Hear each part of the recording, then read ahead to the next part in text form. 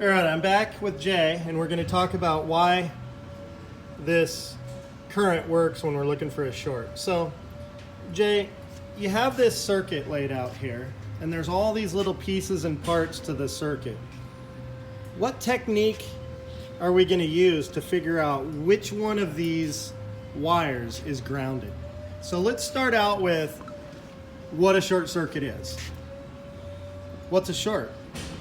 So when there's a quicker path to ground than what's actually grounded.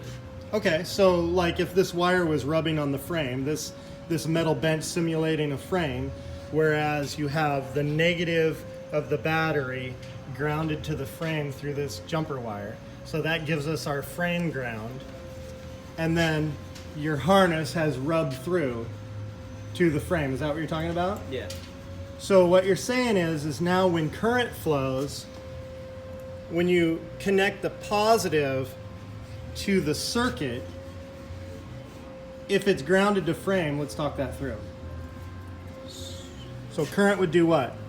Current would start here, and then through this switch, we have it going to the harness. Yeah. So you've isolated this, right? Yeah. You know that this is the grounded circuit, right? And you know that you've pinned it into the problem circuit here in isolation. Right? So why do you have this button hooked to it? Just so we can control it so it doesn't go up in smoke. Okay, so you're just going to push the button and allow positive to connect to here, which is the grounded wire. And what should happen current-wise? It should flow. Okay, current's going to flow to the ground.